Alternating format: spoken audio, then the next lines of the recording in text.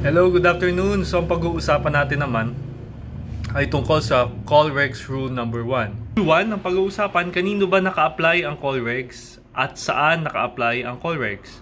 So ang Call Regs daw ay na-apply basta nadadaanan ng mga sea-going vessels.